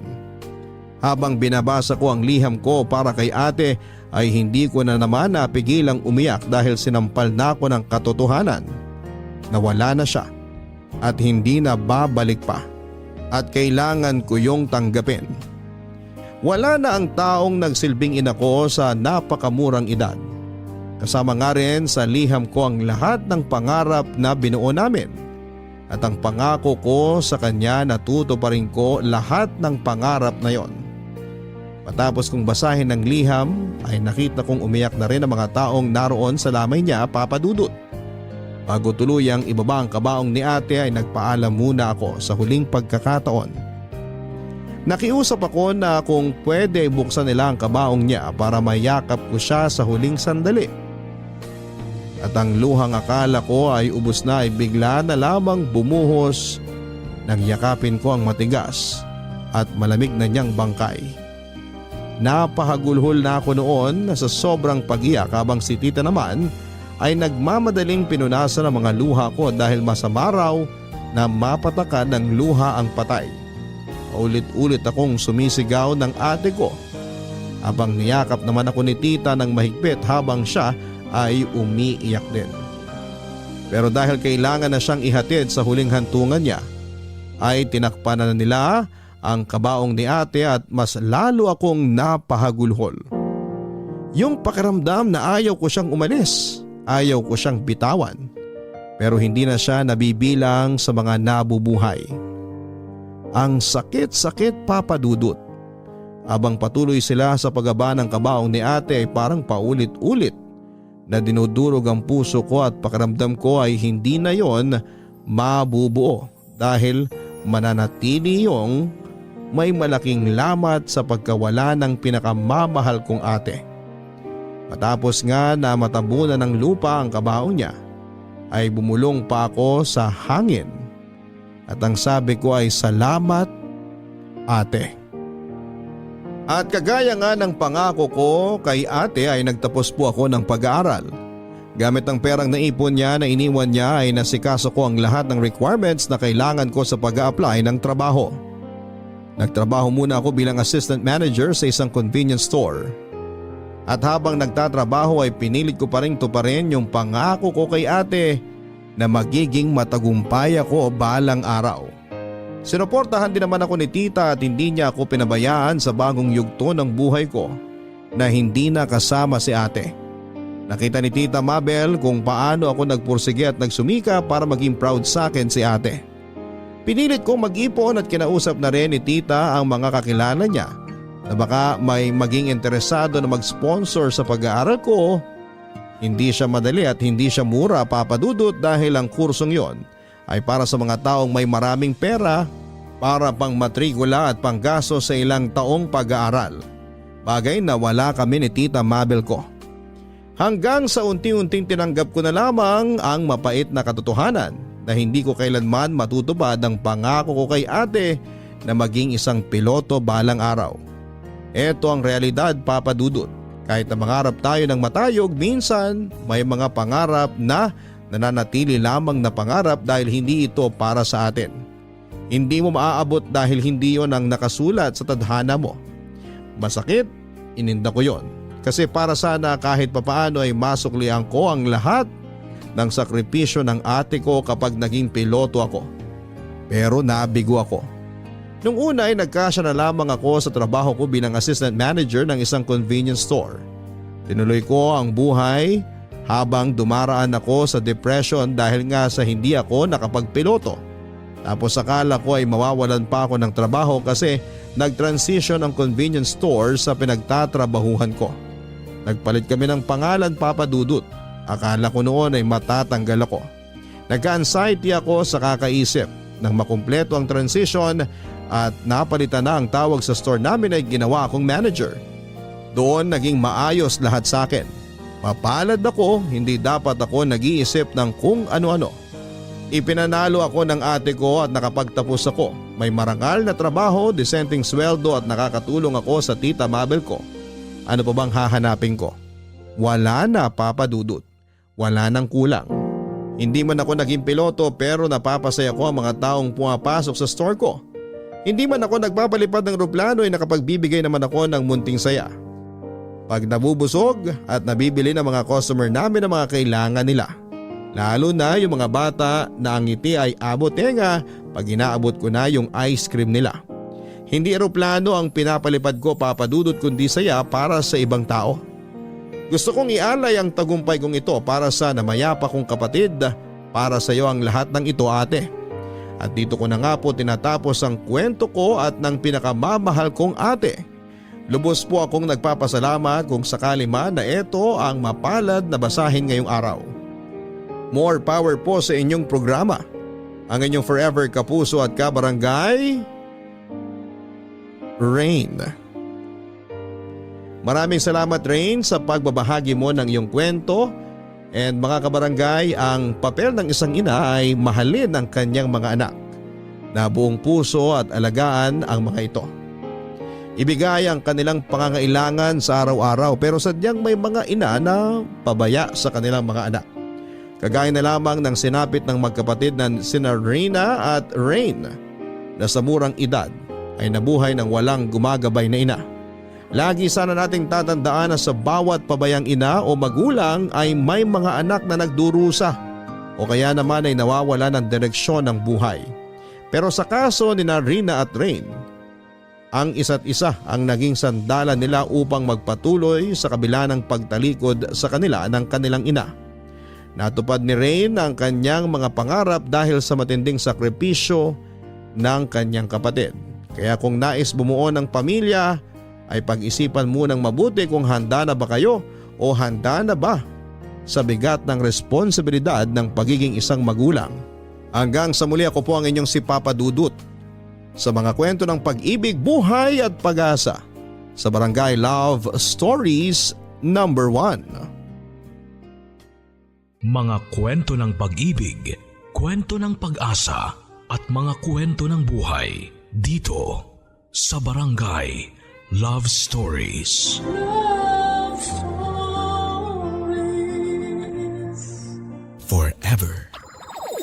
Nagustuhan ng iyong napakinggan? Ituloy yan via live stream sa www.gmanetwork.com/radio.